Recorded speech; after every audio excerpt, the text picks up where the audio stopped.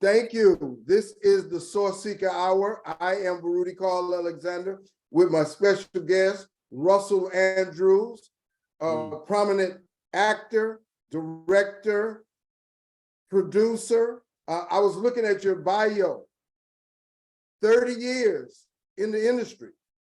30. That, About that. yes. Well, we are telling our age a little bit, but I won't be specific if you won't. I want to ask this. Well, how you know what? has it changed over the years? It used to be salt and pepper, but now it's great. Say again? It used to be salt and pepper, but now it's just great. Yes, yes, very much so, very much so. Yeah. When you first started to today, what are some of the changes that have happened? Oh boy, look. It's constantly evolving. I will say this before I go further, regardless of all the window dressing of everything else, at some point, Carl, when you get in the room, you have to have talent above all else. Now, I'm going to contradict myself to a point. Sometimes if you have a persona or if you have a social media following, that may help you as well. But even at the end of the day, when that camera comes on, it doesn't lie. You have to have some talent. And a cat told me years ago, old school, and a lot of you may know him, old school actor, Roscoe Lee Freeman. I'm sorry, that's Roscoe Brown. Roscoe said to me, Roscoe Lee Brown, he said, Russell, if you believe it, they believe it. So that— I just want to point out to the audience, Roscoe Lee Brown was in The Cowboys with John Wayne. He was also The Cosby Show, the original. Fred Sanford. Man, Roscoe has been there. And he was one of the cats I worked with. One of the first guys I did a Wilson play with years ago at the Alley Theater. And we were close up until his passing, but he would always have those little tidbits, little pearls of wisdom to share with me. But to actually address your initial question, so much has changed now because the business model has changed. It used to be making movies from a creative standpoint, and we still do that, and the industry still does it. But now we have these giant mega projects, which are your Marvel comic films and the other films that have, you know, the first picture, the second, third. All those are wonderful. They make a lot of money. But we've kind of veered to a degree away from good storytelling and just marketing toward the sensationalism or what sells, as opposed to that what the industry was for, to tell stories. What has changed is the money has changed everything, like sports and medicine and everything. It's still a wonderful business, but the majority of us, Carl, are we are journeyman actors, artists, creators. And it, at the end of the day, it ends up being a really good job. There's that upper 1%, God bless them, most, when I say most, conservatively, have a lot of talent. But sometimes this business is, you just need that one project to keep you in demand. And it has to do well. And they'll seek you out, and they'll write for you and what have you. it is not impossible to have a career. I will not lie and say that it is not difficult, and more difficult than when I started. You know, when I So you're started, saying it's more difficult today than when you started? yeah, for the reason is, one of the reasons called people who studied and came through theater like I did. I came through the ensemble, and you know, I got my start luckily with Thomas Melanson, the Diary of Black Men, years ago. Yeah, I mean, 30 plus years ago. And we were all actors coming up. I say we, I say around the country, UK or whatever. Now, it doesn't take that. There's about 160,000 members in the Screen Actors Guild. I would roughly say about 100,000 of them are actors. I would say roughly about 20,000 of them are Black.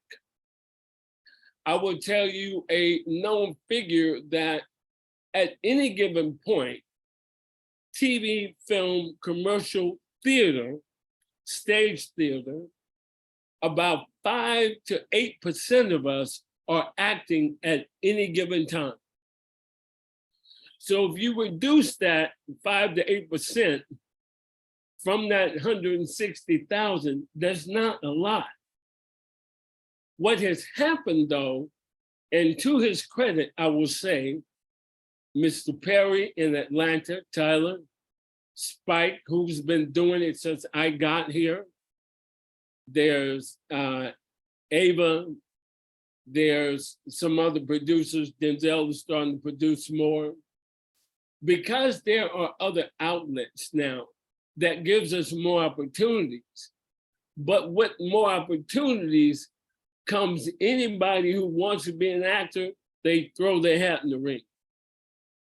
And you have to. Let me be clear on this. You're saying new opportunities like Netflix, Hulu, all of those present more opportunities, but more people think that they can get in there also because there's more opportunities. That's what you're saying, right? Absolutely. And see, what's happening now is, I'll give you an example. Because it used to be you had to walk into the room with either your picture and resume or your agent has submitted, right? Either in both the coasts, New York, Los Angeles, Chicago, blowing up. But Texas is really big. Atlanta is, in a lot of circles, considered the Hollywood of the South. Okay. But here's a hook to that. Most of that work is non-union, right? But in Georgia, which is a right to work state, you don't have to be union to do it. You can get on a union project and now all of a sudden you are in the union, right? Now, I won't begrudge that because the more union, the more it goes into pension and health, insurance, all the things that benefits everybody. But now you're competing with someone whose agent, quote unquote, or manager submitted them from, oh, I don't know, Detroit, Memphis, Seattle. And that's not a horrible thing, but I have a couple of things on my resume that the call was for a guest star, certain type, certain look, whatever. They got 1,185 submissions for one role. And it was my day, all right? That has happened before. And so now the competition is, because we are social media, the internet, you can throw it out there. And anyone can submit if they have representation or if they have the wherewithal to represent themselves. But one of the other major problems there is if you get hired, say in Atlanta or I'm here in Los Angeles, and it's a great role, great job, may even be a principal role, but they'll say, oh yeah, it shoots in New York. You think, oh, cool, New York, blah, blah, all of that, right? It is, it's wonderful. But then in the breakdown, it'll tell you must be a local hire, meaning you have to be in New York or that tri-state area. Does that come up a lot? Oh man, again, this is what has changed. Well, it's changed again because it's more economical for the producers or the production. Okay. Right? Now, again, I would not say at all. I would like to, but it's not fair or true that all the talent is in certain areas. I gave you an example. Oh, forgive me on that. I gave you an example. I know that there's a handful or more people, let's say in Houston, in Jersey, in Detroit, Seattle, who have talent, a lot of it, right? But they don't have that thing that you have to stay in this business, right? Most of our careers, the general actor that you see going from show to show to show, 80% of our careers is looking for work. When you get that job, it will sustain you. If you are lucky to get one of those jobs that is kind of high profile, one of the major 1-hour dramas, and I got lucky with a couple of other things that will last for a while. I still get response and a lot of inquiry about, let's say, Bernie Mac. Hell, man, that was 15 years ago. Even Insecure, Issa Rae's thing was about 5-6 years ago. But if you can get that one thing, now you stay in the public. But that doesn't translate into being able to have the producers, let's say in New York, hire you from Los Angeles, thus having to fly you out, house you, per diem, all the transportation, all the perks that come. And it used to be when they brought you away from home, they had to take care of you as if you were home because of what you're giving them. But right now it's like, why would I pay that guy 30 grand a week to get and bring him here and have to put him in either apartment or hotel weekly, give him that per diem that ranges depending on where you go, 60 to maybe $150 a day, and transport him either town car, van, bus, reimburse, Uber, whatever, when there's a guy right there in Brooklyn. Now, he may or may not be what we're actually looking for, but he's affordable. And again, with respect to that guy, right, he's going to get a longer look, right? And also, if he is new to the business or his resume isn't as long for what it's worth, his price is a little bit more negotiable. So what happens now in the business where we used to have a price, our price now is kind of been shaved or again negotiable, because if we want it, we almost have to take what they're offering, right? And we have to become local, find a friend who lives in New York, family or whatever. And this is the biggest thing, and I'm gonna stop on that, you have to pay taxes in both states. Whoa, what? Yeah. Let me ask this. Yeah.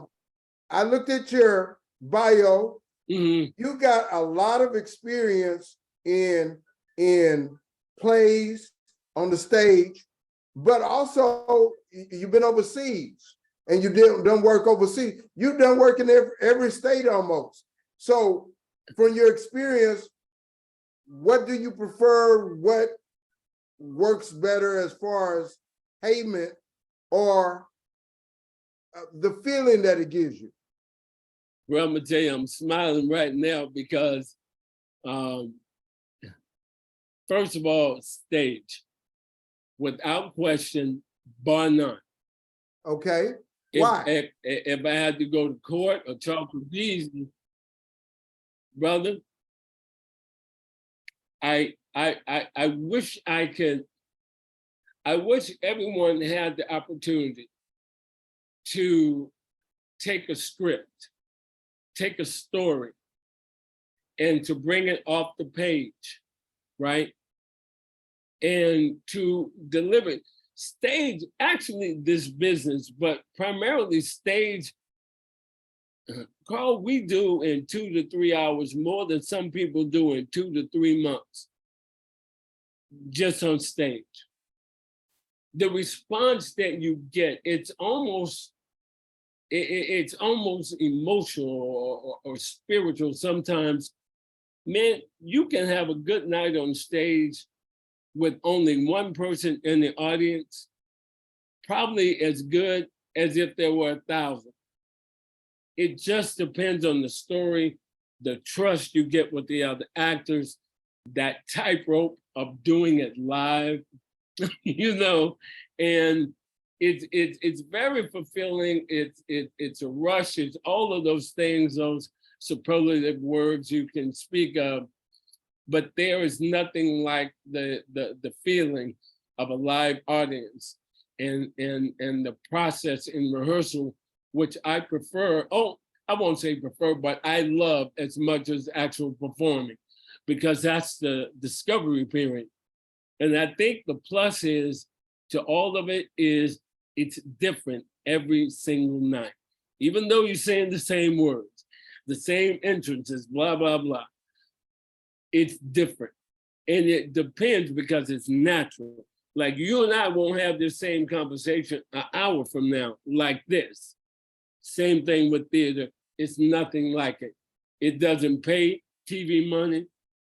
It doesn't pay, hell, it doesn't pay commercial money, you know, but it is, there's nothing like it. And that's where I came from. I started there, and I think most actors that have had the experience, regardless of what their paycheck is or what their lifestyle or whatever, they will tell you if they've come through theater, they would prefer it, but money and life, that's a reality. Let me ask this. Yes. You started at the ensemble, then went to the Alley Theater. Yeah. When you were at Sterling, did you have these dreams? Did you have these thoughts, these feelings? Bruh, you dig it. Watch this. Yeah. And now watch this. Man, this was an accident. Okay. I would, and Al Freeman, I know him. long time. I mean, long time. I'm sure he watching. Man, long time. Al, tell you, man, I was in my senior year living in Al Freeman's house, man. His mom, you know, let me come in. That's a whole nother story, man. But Al Freeman and Robert Tucker. But Al Freeman brought me in the 9th grade at Albert Thomas. And you know, man, life was doing what it was, man. I was actually skipping class, but I didn't want to go to Miss Hughes' English class. And I skipped a few too. oh, well, that was you then. Yeah. That's a whole nother story. I knew it wasn't by myself. Yeah. And, the brother, you know, had me come in, and you know, I played ball at Thomas, you know, so I was actually kind of feeling myself. Not that I thought I could do that, but there was nothing I wouldn't attempt. And so he brought me in, and I saw everybody in there. I know some names, you know, man, some dudes who were immensely talented and could have worked in this business had that been their avenue. I mean, some really, really good, talented people, men and women. But I ended up doing Panama, and I won the city thing, and then I kind of got hooked, but I left it alone. And I came back later at Sterling my senior year because I left the hood because, you know, boys came across town, gave me a little grip, a little money. I went across town, went to school, right? They plucked a lot of us, me, a couple of cats from Yates, some other places.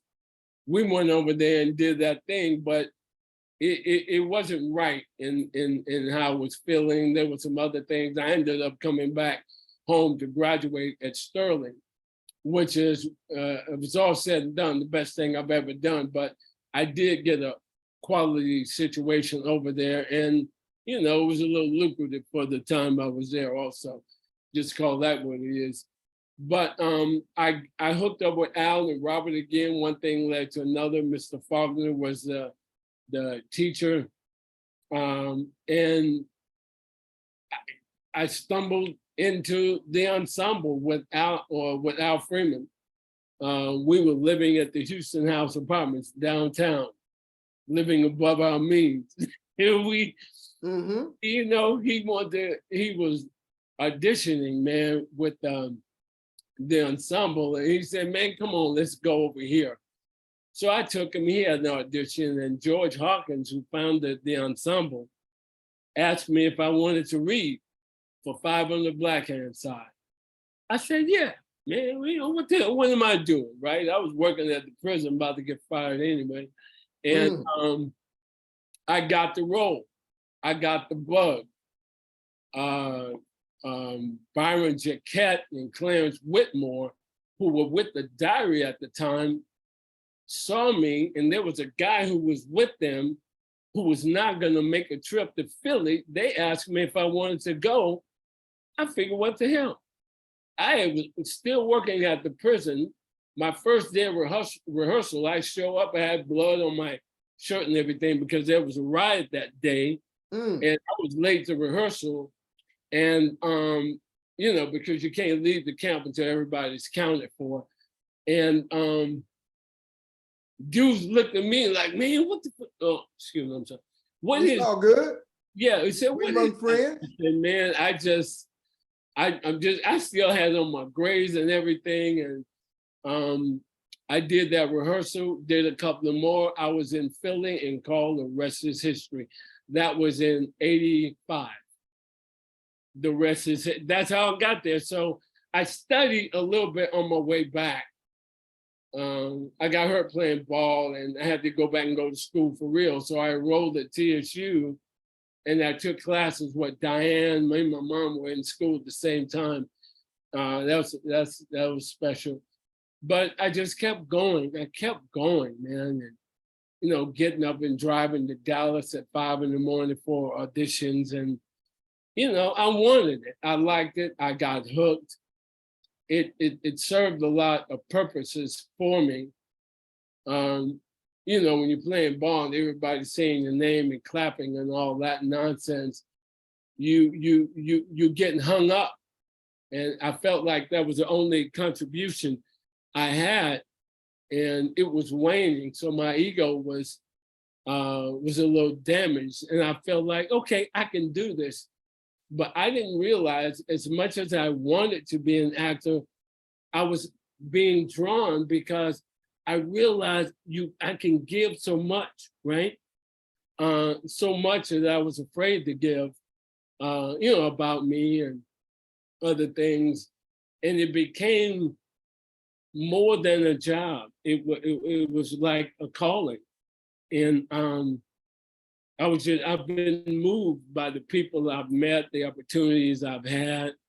I do it again tomorrow without question. And there's more money to be made, but I can't say that my life would be better doing anything else. Peace and power. That is a great story. So it was not an initial dream. It's it's something that you grew to love, that you became a part of. It became Yes, a part sir. of your DNA. Yes, sir. Excuse me, Lou. Yeah, No it problem. did. And And that's such an interesting story. Some people go to acting school and all of those things, but it became a part of you. And of course, you were working in the prison. You said, okay, I want to do something else. Just like me as a teacher, even though I did that for 30 years, I want to do something else and so forth. So you grew into it, and that's a very interesting aspect. Tell me about stage walkers. brother, I've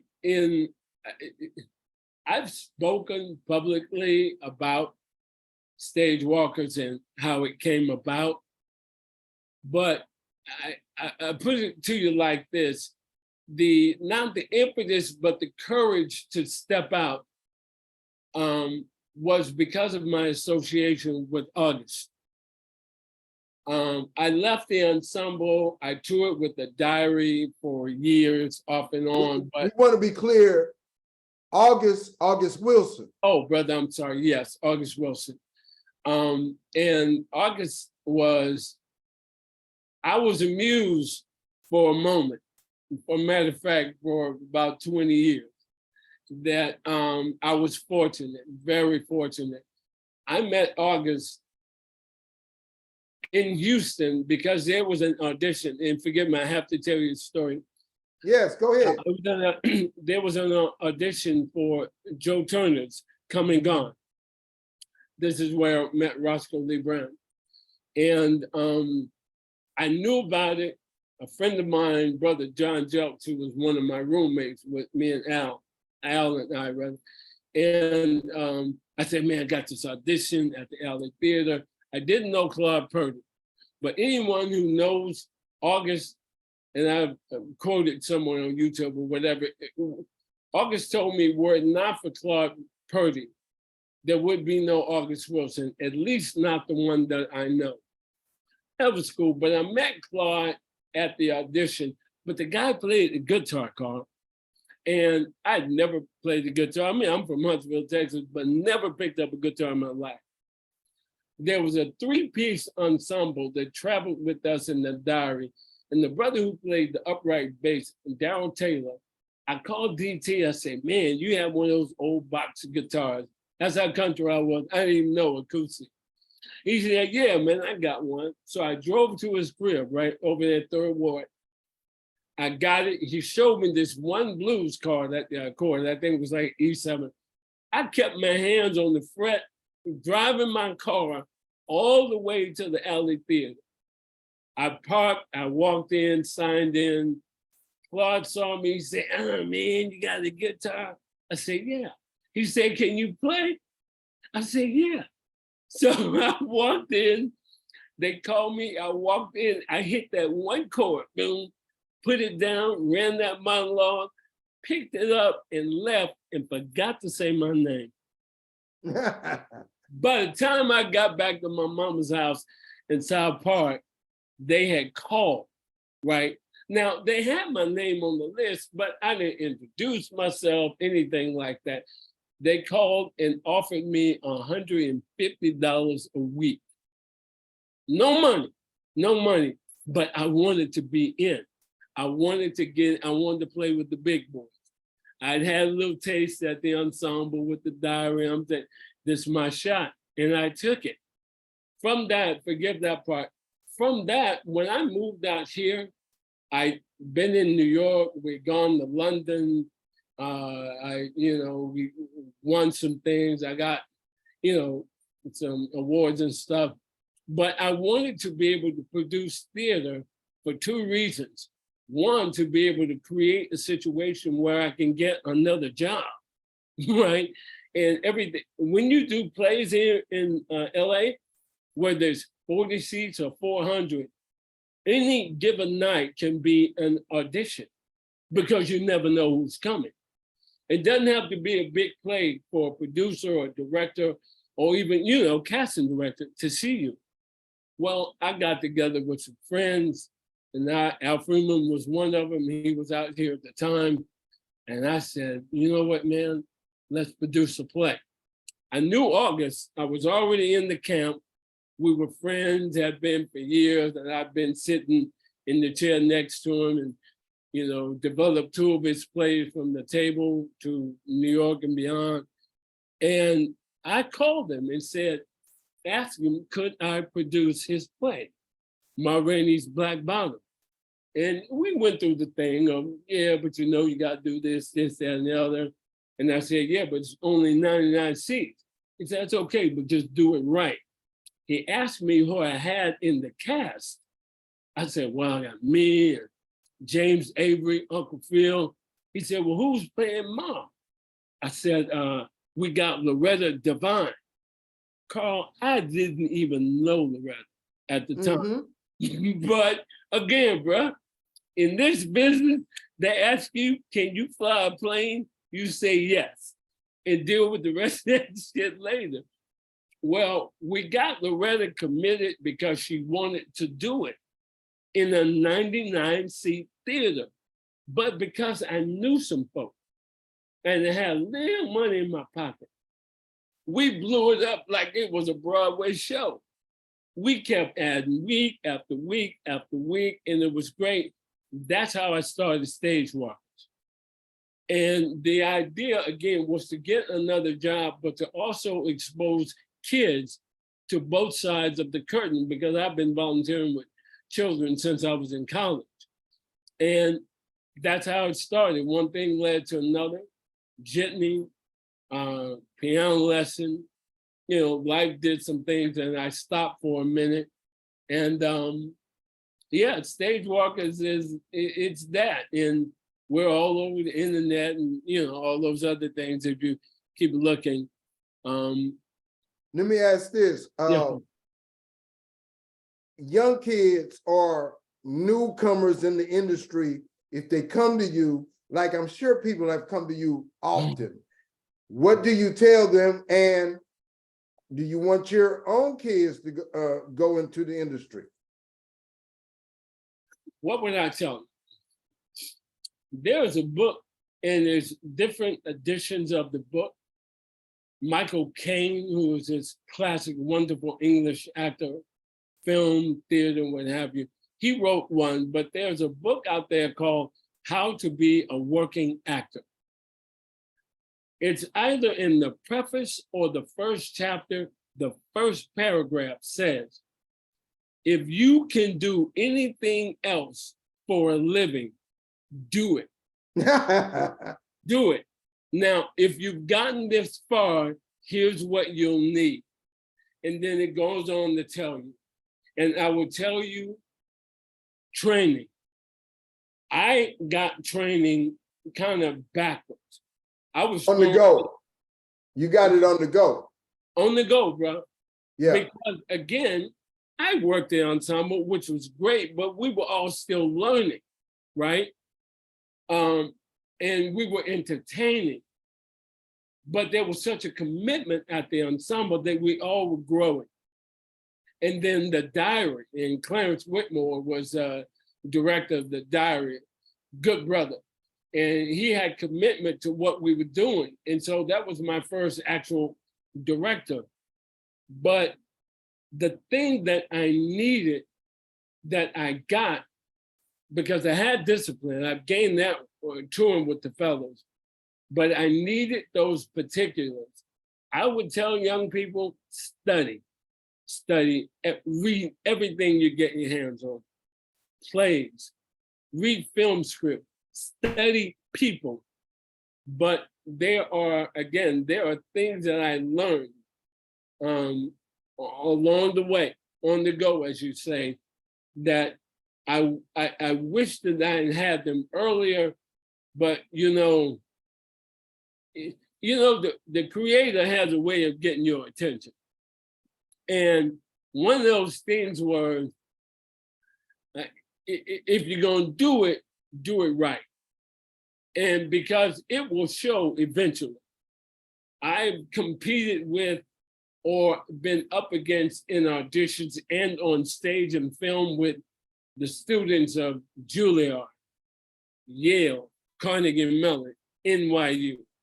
I've been there and I've held my own, but it wasn't easy because some of my little flaws, if not huge flaws, would show, but I was lucky I came through with the group or with the era of people, they would help you as opposed to try to expose you in your growth, right? I would say the industry has stay changed in it, to that level. don't be disillusioned. I was just asking, you said that people will expose you. Is that a change in the industry as opposed to how it used to be? Man, people expose you just in life now because That's true. you know what I mean? There is some quiet cruelty in ragging on people for whatever. I have friends that are comedians and I have other people, you know, who are in different industries. And I often wonder what the business would be like if there were no element of ridicule. I wonder what the business of music would be like if other artists, for one reason or another, are not trying to find fault in their fellow artists. How we would grow if everybody's not gonna win. I'm not gonna lie, I'm just gonna be real about that. And even winning is relative. Your best may not be mine, and so on. But there's a viciousness out there with young people right now because it's almost like a sense of entitlement. They think they deserve to be, or I'm supposed to have. And to a degree, yes, but not the expense of shitting on your fellow actor or artist or musician or comedian. Man, I know preachers who talk about other preachers. So it's pervasive in everything, but I don't know when that started. But I was lucky. I was always the youngest in a Wilson play or in the camp for 20 years. And the old cats I came through with, dudes who have won Tonys, been on film, this, that, and the other. You know, it was some hard knocks, but they saw some value and I was worth hanging on to. You know, I spoke about Clarence Whitmore. He was like that with the Diary. You know, I was young and hard-headed, mad at the world, but I saw then, or I see now, what they saw then, and I do that when I bring in someone else, younger. I'm not going to change their life or make their career, but what I try to show them is their value, their worth beyond the art. We all want fame. We all want the cars. We all want that. I mean, I got a 20-year-old Jeep that I love, but there's more to it than that fame and that light. And once you're able to give back, then you realize what you've won, what you've gained. That's part of what I would tell them. All the rest of it, they'll learn, they'll experience, and some will stay, some will not. Man, this kid's getting off, I say kids, this kid's getting off the bus or the plane right now off the highway I-10, coming to LA to be an actor. I'm gonna be an actor, right? The same amount of people or more are getting back on that plane, getting on I-10, going home. Yeah. This shit ain't for no punks. It looks glamorous and beautiful. And brother, when it's good, it is really, really good. When it's bad, it's like, it's really, really bad. Really bad. Yeah. Now, not having a mortgage and 2 kids and a dog or whatever, that's very ambitious. Everybody's not living that Instagram life. They're having a good one, but it's not that all the time. It's really not. But again, it can be wonderful, man. It can be. I talk about this often, the power of the media, and in that I include, of course, film, TV, and our young people, that is where they get their messaging for their mind. Talk about the positives of the culture that they see in media. Talk about the negatives. For instance, you got a lot of films. The Wakanda Forever movie was a positive in many different contexts. And film has those, because that's something that our kids see. You know, I have a 24-year-old son myself, and he gets his ideals, even though I try to impart what I know, which is not the show or the TV, he gets a lot of it from that. And so I'm trying to deal with that peer pressure and the reality. Talk about that. Carl, the most valuable thing about this, the most important part, I think, and I will say this, there are a lot of things that are important, but up in that upper tier is understanding the business of the business. There is talent out there. There is talent that is waiting tables, driving Uber, waiting on their shot. The idea is to be ready, because one day your phone's gonna ring. One day your name is gonna be called. And then what? Right? Are you ready? Are you ready? And what's that thing? I heard this brother, I've carried it for years. Is it better to be prepared and have nowhere to go than to have somewhere to go and not be prepared? And sometimes you will be prepared or getting prepared or working for years, and that one thing will get there. Some of us have worked for years, but I guess average quality of work. It's all relative. People have different tastes.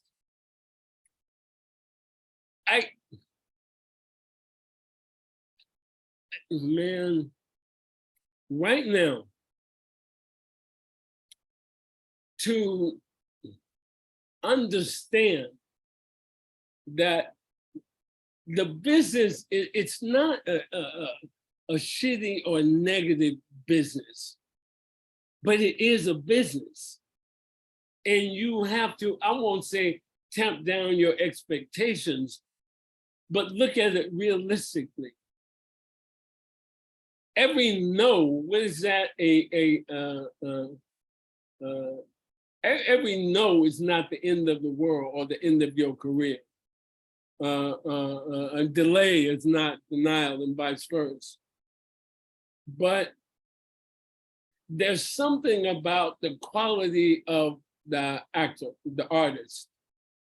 And that quality is not going to have as much to do with him as or her as an artist as it is as a human being. And that starts at home. Because you can create this social media image where you are in demand, you have 1 million followers, you decide you want to be an actor, you get a manager, agent, and whatever. And producers or directors will look at your following. Before you know it, you might have a job. Because what they're trying to do is sell product, not you, until you become product, i.e., Viola, Will Smith, Chadwick Boseman, who are all mega talented.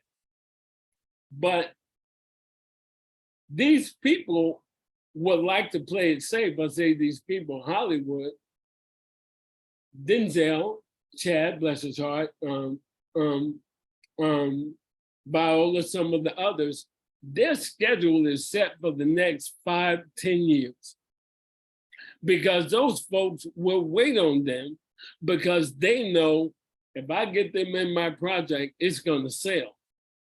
They'll do other things in between that, but that's not for everybody. It's not gonna happen for everybody, but you do your work accordingly. You know, guest stars, co-stars, film, theater, commercials, whatever it takes to do it. But I think where we get caught up is thinking that it's easy because we see Wakanda, right? Man, it's some cats in that film, young women in that film. Hell, the costume designer. She is, I don't know what that film would be without her. Her name was Ruth Carter, wasn't it? Come on, man. Yeah. The And the music also. Again, bro. Yeah. It's more than walking in there learning your lines. Yeah. The luxury that they had, I will say though, is they had those scripts for a while. So by the time they went to camera, it was so familiar, so commonplace to them. But that's also because they commit to the work. And again, you can tell when you see a good project and a bullshit project. You can tell when the actors are trained or if they're just beautiful and handsome and they don't fall off the stage. You can tell, right? Right. Respect for all of that. But there's so much more to this than just acting, right? I've known Yolanda Adams was, or still is, that's my sister. We grew up together in South Park, right next door. And I remember when Yo was singing in church, and her mom was a piano player, and she would come next door to my mom's house and she would sing. And I remember that first album, her mom, they were still living on Howardale, right next door when that thing blew up. I say that to say that people see Yolanda right now. Oh, Yolanda's so great. She's one of my favorite singers. Yo's work is her ministry. That is her. And so she was blessed and has worked at her talent, but that is that woman's spirit. That's who she's always been. There is no pretense. Yeah, she got a couple of more zeros on their check right now, but she was doing it before then with the same commitment she's doing right now. I say that to say everybody in this business is not like that because we are so pampered sometimes, so coddled, you know, and there's the light, there's the red carpet, there's makeup and costumes and all that. At the end of the day, we kind of just want to work and tell good stories. And when young people figure that out, if they've not burnt themselves out, if they've not become jaded by the business, they'll come to appreciate it more. And as they appreciate it more, you can tell because their commitment would be deeper for the business. And the give back, everybody can volunteer and give to the community, but in ways, the give back, it was grows us as human beings. At the end of the day, we're just people. We're just people who happen to have a pretty interesting career choice. Speaking of that, what do you believe are your three best roles, three most memorable roles that you've had? I will tell you this.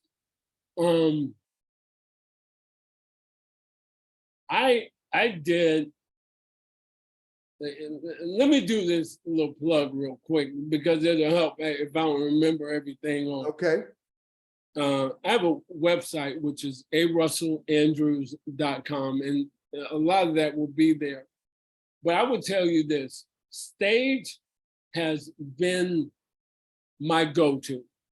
August Wilson's Ma Rainey's Black Bottom, I did at the Alum. Jitney, and I played Youngblood. and I'm the original Youngblood. And I was blessed, you know, what's considered the world premiere of it, New York, London, Olivier, all of that. I produced it, and but I did recently. I played principal, vice principal on Insecure. That's the one Carla Guillory told me about. She saw you in. Man, You remember her? Yeah, man, I talked to Colin and I, we the text or Facebook, Yeah, you know, Messenger. every couple of weeks or so about something, Okay. right? Primarily about class. Yeah. Yeah, and yeah, man, Colin, long time, man, long time since Thomas, man, and that one. A lot of the theater, of course, things that most people will not have seen. I love Bernie Mac. I love Bernie Mac. I wish that I could have been a regular, or at least a recurring in that thing. People don't know. They saw Kings of Comedy. Bernie was so much bigger than that.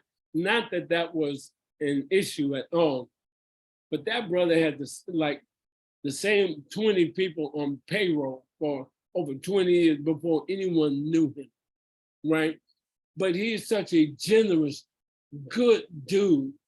You know, you kind of wonder sometimes, you know, you have your moments of doubt. We're all the human. You say, you know, God, they I don't know. If it was that dude or Bernie, why'd you take Bernie? You know, I shouldn't have said that, but he was just it crosses our mind, though. It crosses our mind. Such a good human being.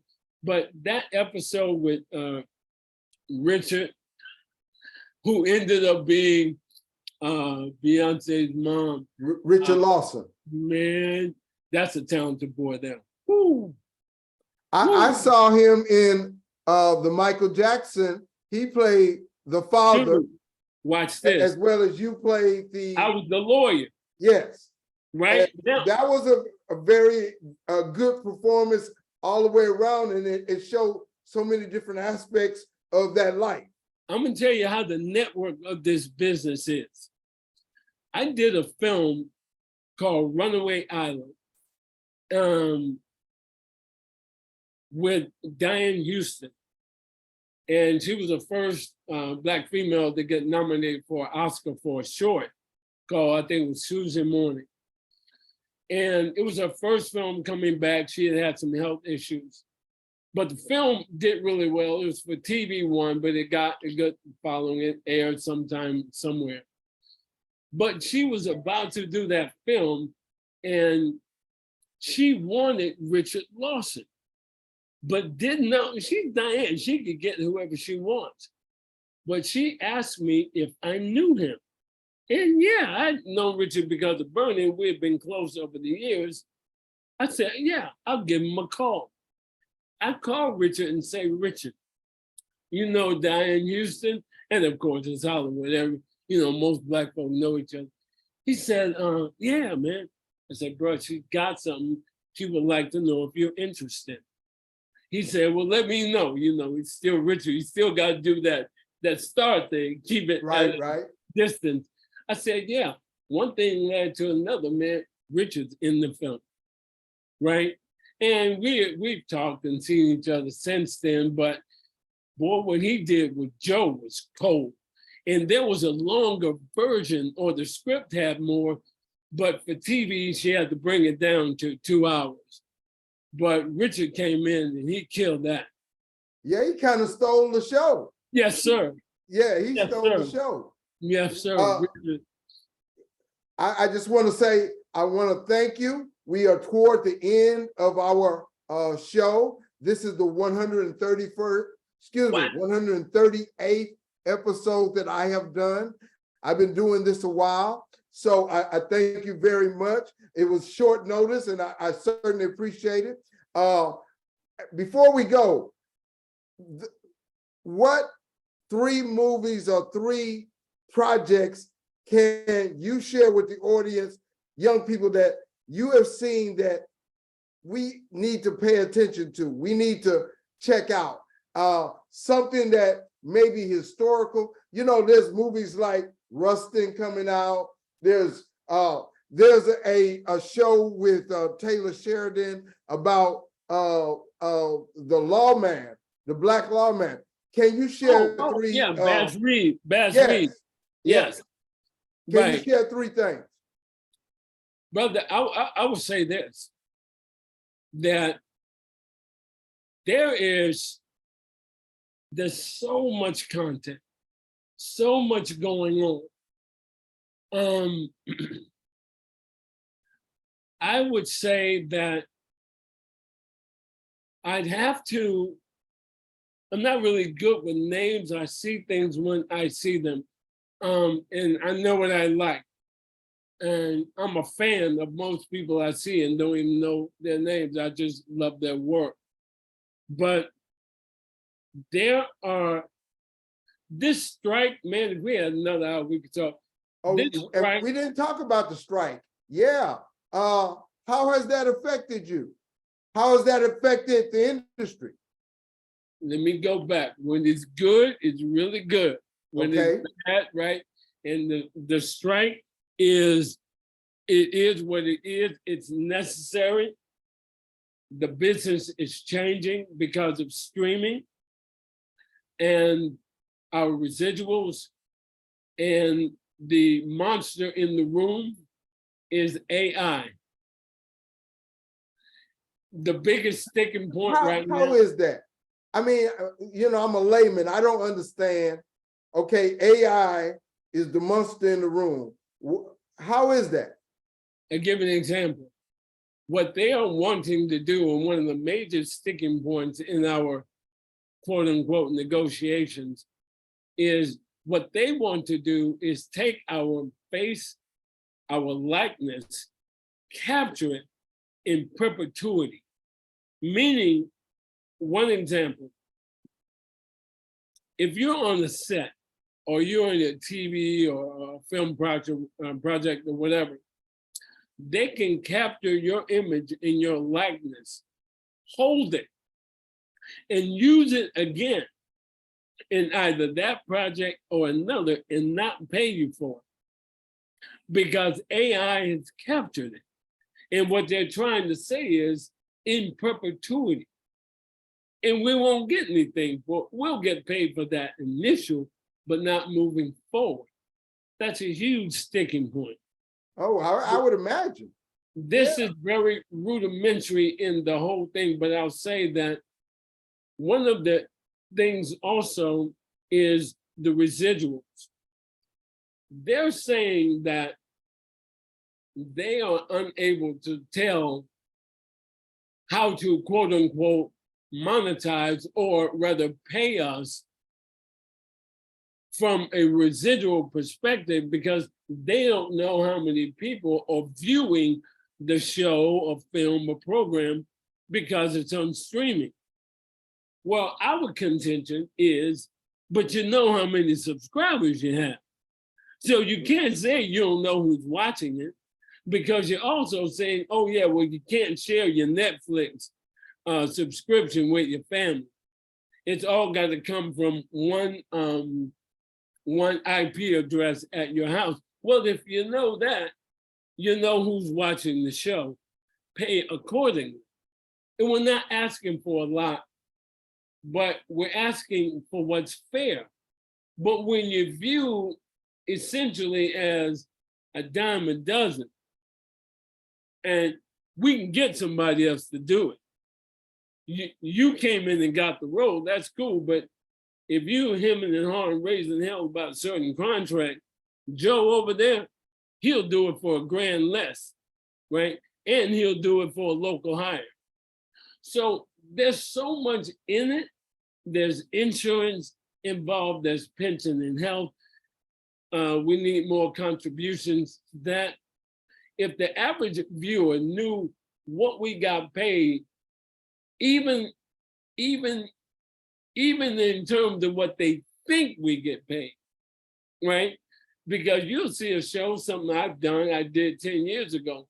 Some people will see it for the first time and they'll think, oh my God, man, that 27-cent check is real. That $1.50 residual is real. And I don't mean just me. I'm talking about the big boys and even those who, I have whatever level I have, but that's real. There are Emmy-nominated people going to the bank with a stack of checks that may total up to about $100, $200. And that's it. And so they are trying to shorten the amount of residuals. They're trying to cut down on the residuals. You know what they're trying to do ultimately? They'd like to break the union. They'd love to break the union in every aspect. TV, what is the status, in your opinion, of how things are going? The actors, Screen Actors Guild, SAG-AFTRA, which is us, we are in support of everybody, Writers Guild, directors. We all were in this place of solidarity. And then the directors cut their deal. It wasn't the best deal, but they cut their deal. That put a little hole in the solidarity. The producers offered the writers a deal about 2 weeks ago. It's not the best deal, but it's worth them coming back to the table and trying to work it out. So we, the actor, who has been in support of everybody, we're the last ones at the table. And so what is the sponsors who ultimately are the ones who are going to put the money behind? Where is their position in this? The sponsors, Procter & Gamble, all those. Carl, you further ahead than a lot of actors. TV is about advertising. I don't care who you are and what your talent is. Talent will get you the job. But if the ad by Toyota, Tide, whatever pharmaceutical company of the day is, if they don't buy that advertisement, you're not gonna last. And that comes with viewership. Where they used to give a show a season or two or whatever to build an audience, man, if that ain't working after about 3 or 4 episodes, it's yanked. This thing is advertiser driven rather, because it's about money, which harkens back to earlier, knowing the business of the business. It's more than just getting the role. That's almost the easy part. After that, it becomes business. And you can be good, handsome, beautiful, talented, sing your ass off. But if no one's buying advertising space on that show, boom. We have something called upfronts in May after all the pilots are shot old school from January to like April.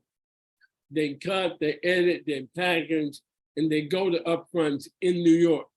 And that's where they show all the new shows. Now I'm giving you a brief thing. And the advertisers are there and they say, okay, I want to buy on this show. It's almost like TV stock market, right? And again, last, Grey's Anatomy. I was doing a pilot. We shot like 6 episodes called The 9. Great show, Shia McBride, blah, blah, blah. He was a star. We took a hiatus. ABC had shot a pilot, Shonda Rhimes, called Grey's Anatomy. Had a brother from Houston, Isaiah was in it. Isaiah Washington. Yeah, they only shot 6 episodes because it was just going to be a summer replacement. They had no long-range ambitions for the show. 1 episode, it blew up, rightly so. Wonderful show, wonderfully written, across the board. just top-notch acting. They pulled our show. Grey's Anatomy has been on TV 22 years. Yes. That's the business, but also because there was a good show, there were eyes on the television, and the marketers, like you said, Procter & Gamble, we got to sell this washing powder. Let's get there. And that's what happened. And it happens like that with most of them. Interesting. We are at the end of our show. I thank you very much. There's so much we could talk about the industry. The impact of TV, the impact of media, in the culture is one of the biggest things I think is bigger than politics. I think it's bigger than many things, because that is what the people see. They see that, they have ideals go into their mind because of what they see. And it's always been that way. We as Black people now have a greater impact. We are allowed to do more things, and we can have a greater impact upon our community today, and that's a good thing.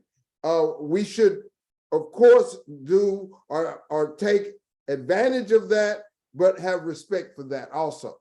Carl, I'm leaving this one little thing. Yes, sir. I got away from your question of what to be on the lookout for. I'll say this, and I learned this. When there is a new show, whether it's streaming, network, or whatever, and when it's our folks, right? You don't have to like it just because it's Black, but the reality is we need those numbers. So try to see the opening, try to stay with it for a couple of episodes, because the networks, the studios, they're looking. And if they see those numbers, that show has a better chance of longevity, if not. So again, you don't have to like them all, but it's like if you don't go to that store on the corner, once it's closed, it's gone. And so you don't have nothing to say if you never went there. Same thing. Look out for stuff we have coming up. Is it all good? I don't know. Taste is all relative. But the fact of it is, the more we watch it, the more opportunities for young directors, young actors, independent producers of color to have their opportunity. So I say that, look out for us. There's some cats across the water. The UK does wonderful work, right?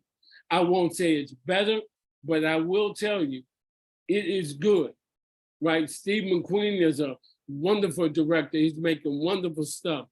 A lot of those sisters, young girls, young women rather, who were in the Woman King, those, find them, follow them. They're doing great work. They are doing wonderful work. So it's a matter of taste and how much you want to see. There's so many streamers, you'll never get to all of them. But once you get there, give it an episode or two so those numbers will register. And they'll say, okay, this is worth giving more time. Because again, if it's not working, it's about money. They'll cut you. Understood. Your website that people can reach you is A. Russell Andrews. Yeah, 2 L's, arussellandrews.com. And everything, the TV, film, is all the theater. There's a link for that also. But that'll give people an idea what's happening. I did a project called Sterling, actually. Some people thought that it was a random thing, but you'll see it on the thing if you go there. School shooting and the aftermath of it. The timing of it was crazy because they were shooting like every other week, but it was just circumstance or happenstance rather that it was named Sterling, and that was the principle of it. And I started the broadcast when I first came on Facebook. I mentioned about the Jacksonville thing, and that's on a lot of our people's mind. And I pray, and we just want to hold each other together, and we just want to get through this, and just be aware of your surroundings and things that are happening. You know what? You don't want to scare everybody, but that's real. Yeah. It's real. And these people are afraid to lose this that they've stolen. So that's part of, okay, I see you. That's a whole nother conversation. That is a whole nother conversation. Yes, it is. That is a whole nother conversation. It's one that we have sometimes on the Sourceseeker Hour, Yes, but sir. it's so in depth. And it has a little tension with it. So we want to give it its proper due. We want to give it its proper due. This is the Sourceseeker Hour. That's real. This is That's episode real. 138. My brother, Russell Andrews, actor, producer, entrepreneur, activist, father, all of those things. And thank you very much, sir. Sir? Thank you. I appreciate it, Carl. I look forward to speaking with you again, man. All right, we will do that. I thank you very much. And we